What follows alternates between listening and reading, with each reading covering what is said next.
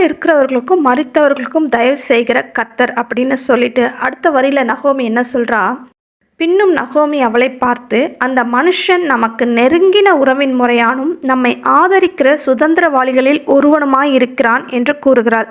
உயிரோடு இருக்கிறவர்களுக்கு தயவு செய்கிற கர்த்தர் என்றால் என்ன என்று பார்ப்போம்.